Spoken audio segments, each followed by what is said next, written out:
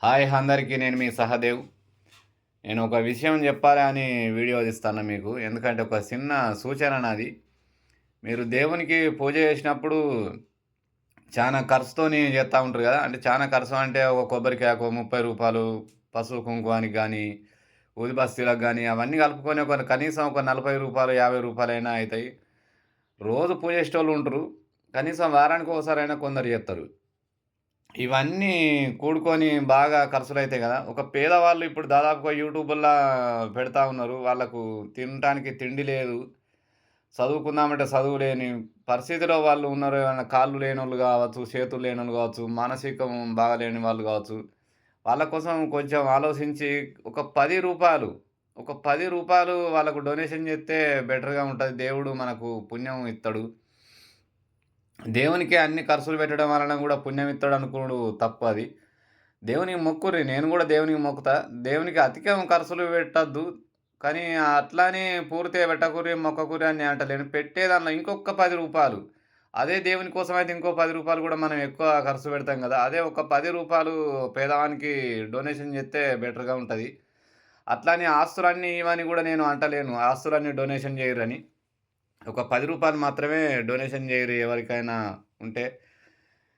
ఇదే భాగంగా ఇంకోటేందంటే, మనం ఇల్లు కట్టుకునేటప్పుడు పూజ రూము ఉండాలే. ఇంట్లో ఒక పూజ రూమ్ ఉండాలే. పూజ రూమ్ గావాలే కంపల్సరీగా అని అంటారు గదా! అమ్మా, నాన్నకు మాత్రం ఈ ఒక చిన్న రూమ్ గావాలే. అమ్మా, నాన్నకు వాళ్ళు ముసలోళ్ళు గదా! వాళ్ళు ఏడుంటరు, ఏడ తింటరు అని ఆలోచించరు. దేవుని రూమ్ కోసం మాత్రం పదే పదే సార్లా మాట్లాడుతా ఉంటరు. ఇంజినీర్ దగ్గరికి పోయి ప్లాన్ గూడా కంపల్సరీగా మాకు పూజ రూమ్ రావాలని చెప్పి సెపరేట్‌గా పూజ రూమ్ పెట్టించుకుంటరు. కనీసం అమ్మ, నాన్న కోసం మాత్రం ఒక రూమ్ గావాలి అని అనుకోరు. వాళ్ళని బయటికి గెంటేస్తా ఉంటారు.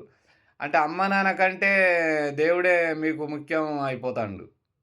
మళ్ళా ఇంకోటి దేవునికి గంట సేపు పూజ చేత్తరు ఆ పూజ రూమ్‌లో కూసోని.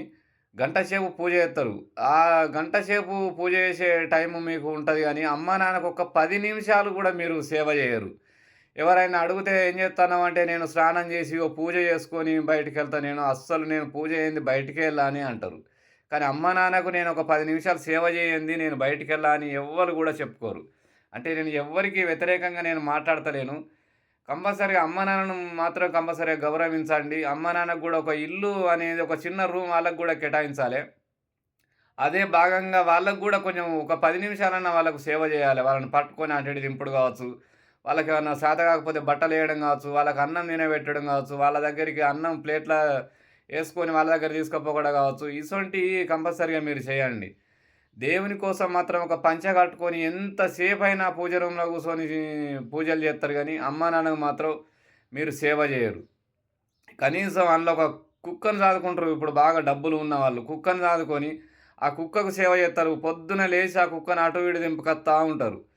కానీ కుక్కకున్న విలువ అమ్మ, నాన్నకు లేకుండా అయిపోతాంది ఈ సమాజంల. అమ్మ, నాన్న అంటే మీకు అంత చులకన అయిపోతా ఉన్నారు. కనీసం కొద్దిగా దయచేసి అమ్మ, నాన్నను కొద్దిగా గౌరవించండి. ఎవరైనా పేదవాళ్ళు ఉంటే వాళ్ళ కష్టాలను గూడా మీరు గుర్తించండి. ఎందుకంటే మనకింత డబ్బు ఉన్నది. మనం ఇంత తెల్లటి బట్టలేసుకున్నాం. మా లెవెల్ ఇది అని చెప్పుడు కంటే, మేము దాన ధర్మం చేసుట్ల ఇంత ముందంచెలో మేము ఉంటామని గౌరవంగా మీరు చెప్పుకోండి. అంతేగాని ఎప్పుడు పూజ రూముల్నే ఉండి, మీ డబ్బుని మీరే చూసుకుంటా, మురుసుకుంటా, మీ గొప్పతనాన్ని మీరే చెప్పుకుంటా ఉండకండి దయచేసి. ఎందుకంటే మీకు తెలవది అని నేను చెప్తలేను. కానీ కొన్ని మర్చిపోతారు. తెలిసి గూడా మర్చిపోతారు. అమ్మ, నాన్న విలువ మీరు మర్చిపోతారు. మొత్తం దేవుని మైకంలో ఉంటా ఉన్నారు. అందుకే నేను ఈ వీడియో చేసుడు జరుగుతాంది. ఇంకోటి ఏందంటే, దేవుళ్ళ గురించి దేవుళ్ళ అమ్మ, నాన్న పేర్లు మీరు చెప్తారు.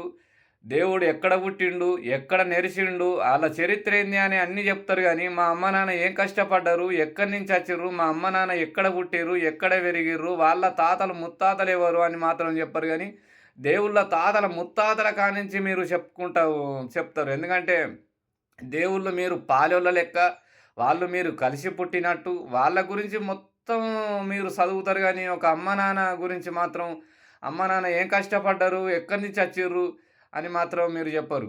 ఈ వీడియో ద్వారా ఎవ్వరినన్నా నేను చిన్నగా మనసు బాధ పెట్టినట్టు అనిపిస్తే క్షమించండి. నా వ్యక్తిగతంగా నేను ఇది మాట్లాడతలేను.